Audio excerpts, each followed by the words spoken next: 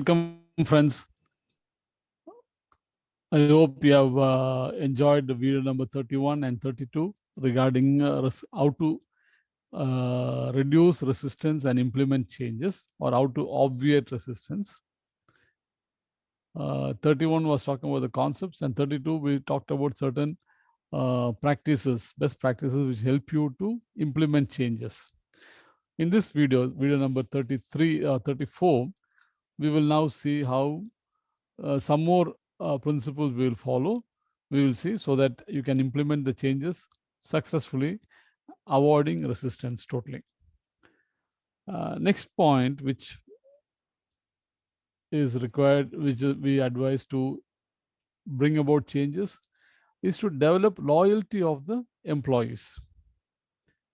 You might recollect last time we were just discussing about how the time should be increased between the employees outside their office hours, how you can spend more time together and become friends through clubs and through visits and travels. In the same way, also, you should develop the loyalty of the employee to the organization. What do I mean by this? Is that the employee should, maybe you look for a greener pasture tomorrow, but as long as he is with you, and even after he leaves you, he will always be loyal to the company. He will not think harm about you. How can that happen? Is that when you make him part of the family, part of the organization, or the organization becomes a family for him, and the family becomes a part of the organization. Imagine you take care of the employee well, but you don't consider his family. Automatically, that half of the family will definitely have a resentment. You consider, you take care of the employee, give him good food, you have a good canteen facility, and you suck him out for, he works from 9 to 7, 8 for you. And by the time he reaches home, he's already a spent force. Okay. And this, you're not paying him a very high salary. So his family is not that happy with what he gets in the organization. So see to it that his family welfare is also part of the company objective.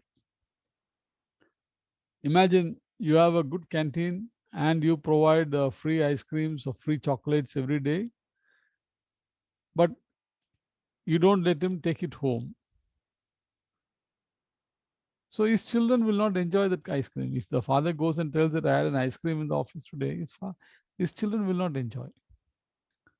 So let the children also be part of the employee, the company's staff. See to it that they get some free gifts regularly, so that the family also considers the organization as part of their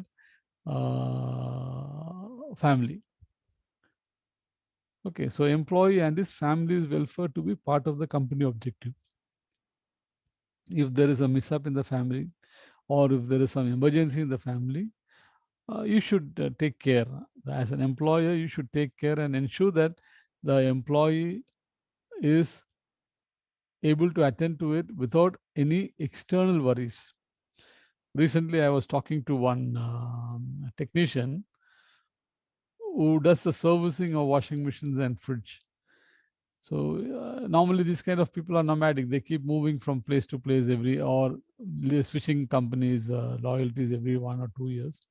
But here was a person who worked with one company for almost 10 years. So he was recollecting an incident where he was in the head office discussing some official matter with his boss as well as his owner. When he got 3 4 calls on his mobile, so on the third or fourth call, the owner said, attend to that call. And he was switching it off because he's sitting with the owner of the company. His owner said, no, who's that who's calling you frequently? He said, it's my wife. He said, attend to the call because she's calling you 3 4 times. So when he attended the call the next time, and seeing his face change, the owner asked him, what is the problem? So he said that it was daytime, around 10 in the morning, 12 in the afternoon when this call came.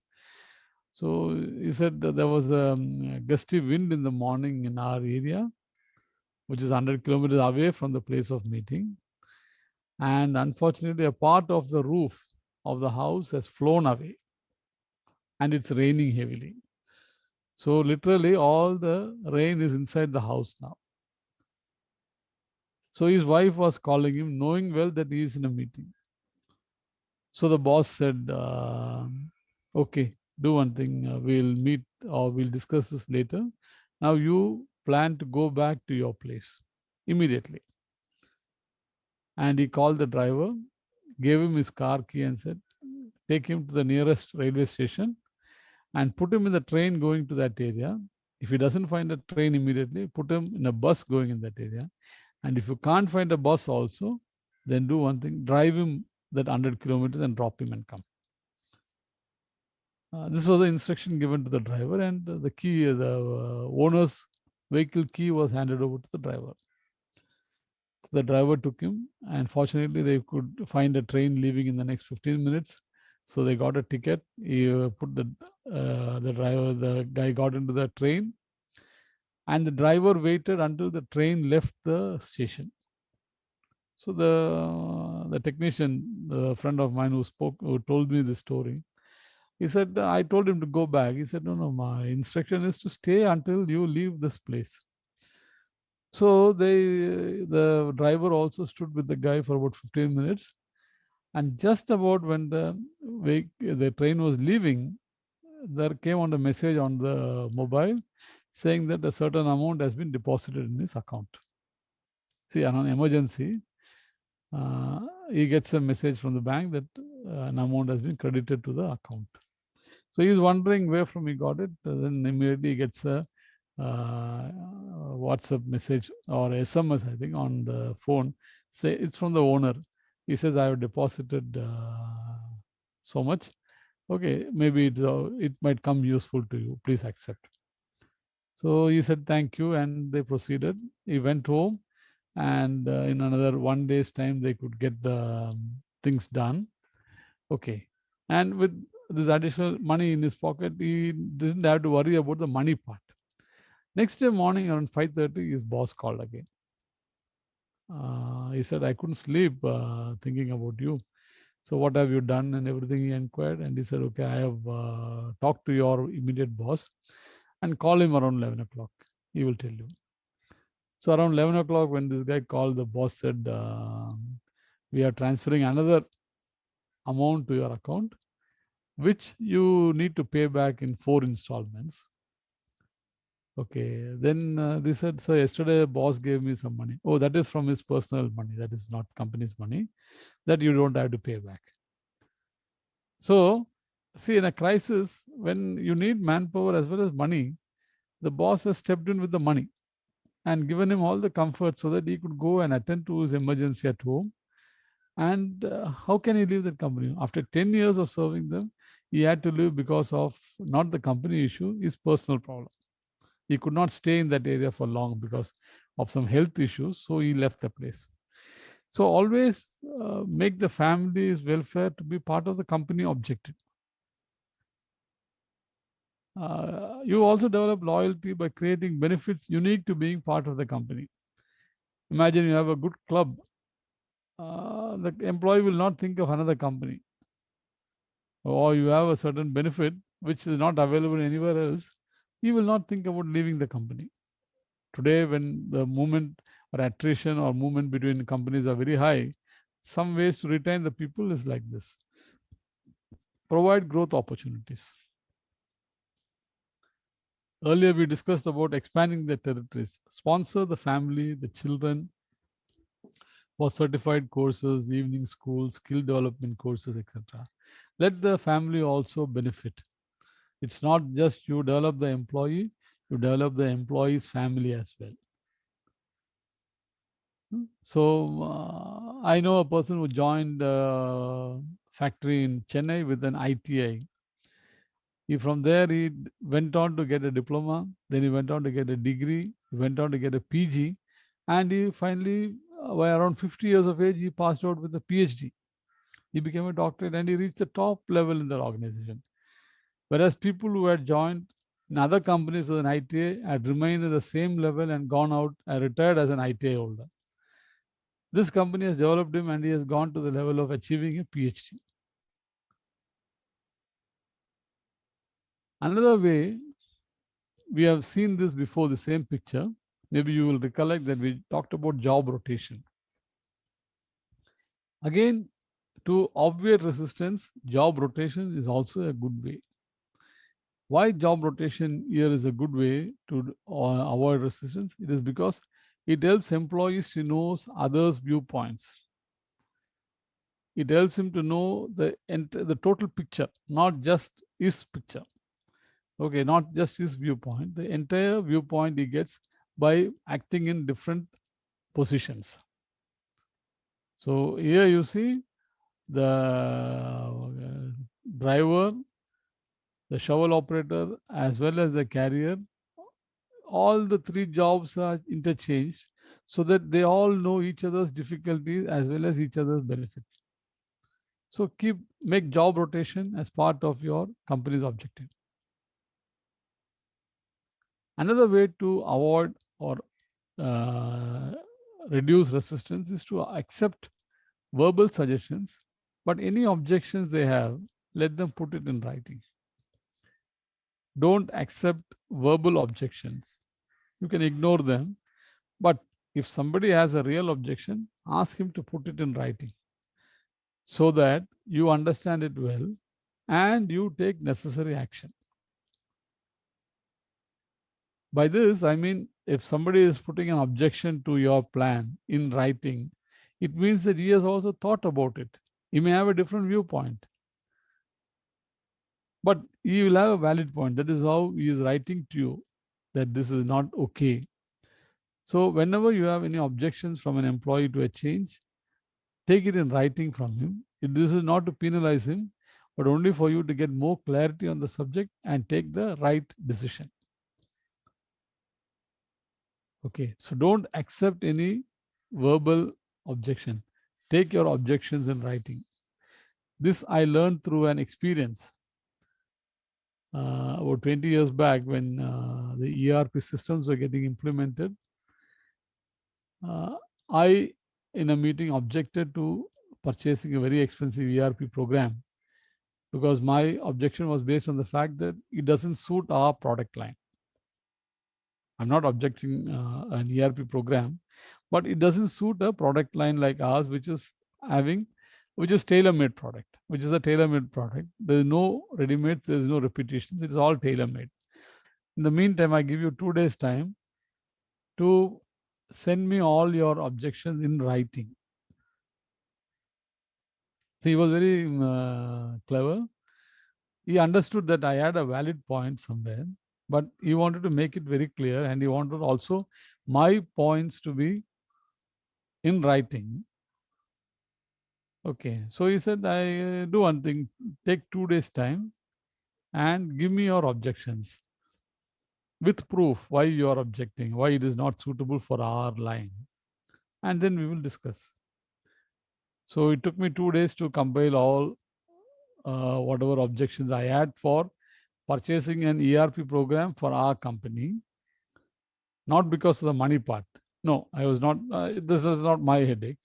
I said that it won't suit our product line because we were having tailor-made products. So I gave all the reasons to them, to the management in writing, and in the next meeting it was discussed. All these objections were discussed, and I don't want to talk about the decision taken, but it was considered. All the objections which I had put forth was considered. I was put up to the company which was trying to sell the project, the ERP program, and discussed with them, and it went on. So whenever you have any objections, and I did the same when I took over as a factory head also.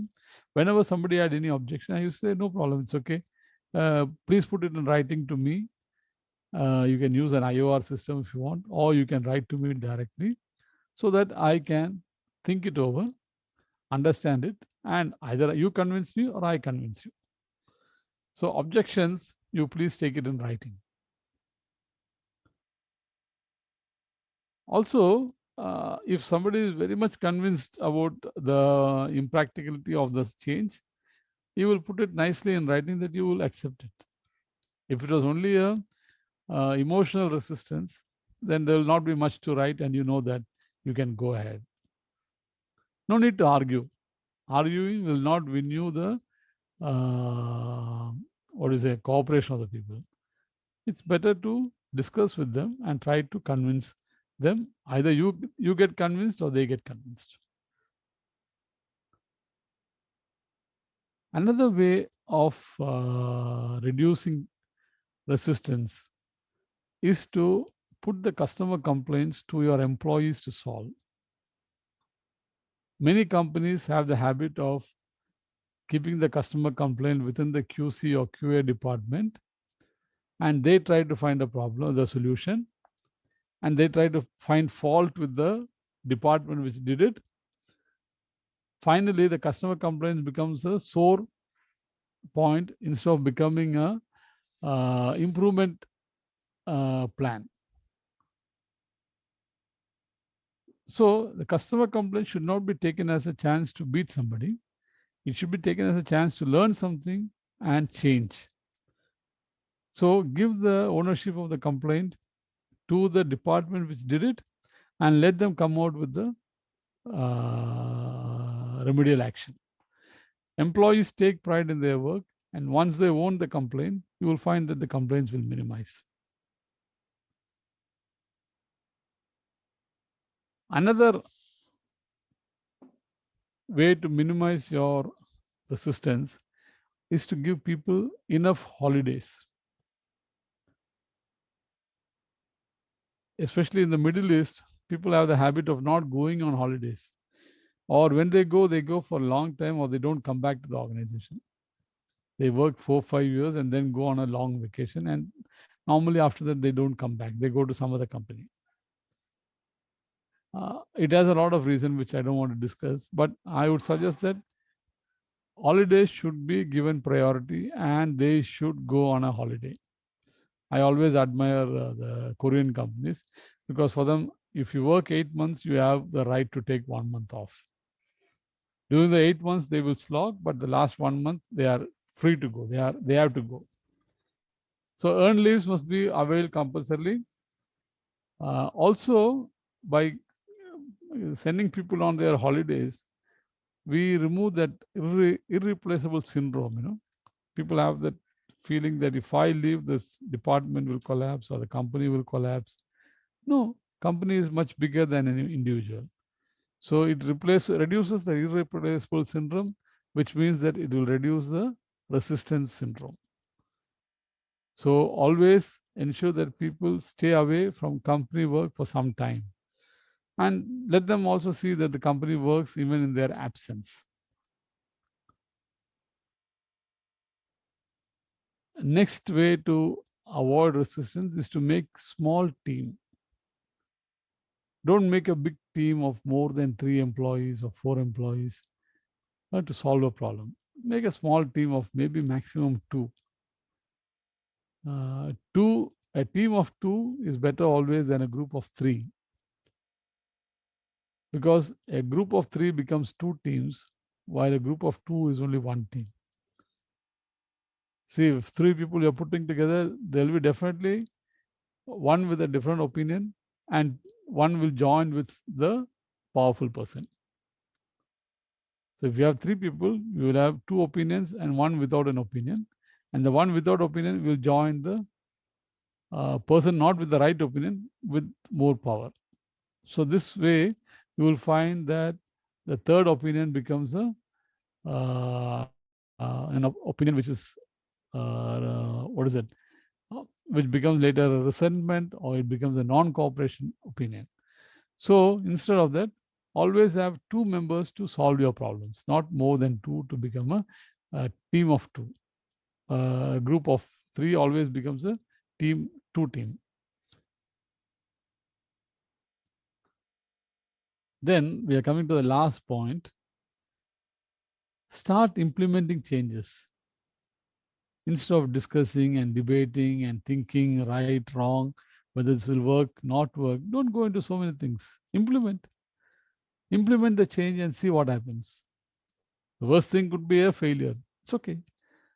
You can always go back. So start implementing changes. One action is much better than 1,000 words. So don't think much about changing. Okay, you need to give a thought, plan well, but don't keep debating its pros and cons endlessly. Too many analysis, it becomes a non-beginner. So instead, begin. Don't wait for a perfect opportunity or a perfect idea. Begin, and ideas will come, join, and make it better. So start implementing changes. Many people wait for the perfect occasion or the perfect idea or the perfect starting point. No, there is no such thing. You make it perfect later. The famous Chinese saying, the journey of 1,000 miles begins with one step. So start with that first step. So whenever we have any changes to be done, don't wait for the perfect occasion with everything. You have eliminated all the risk and you then go into it. No, there is no such perfect conditions. You start and then on the way you solve your problems. So the journey of 1,000 miles begins with one step. Implement changes. Your company will have a lot of things to change, which you may not imagine at this stage. But once you start implementing, you will find so many changes are needed, and this will lead you to a much profitable company. Eliminating cost, eliminating constraints, and taking you forward in your journey as an enterprise.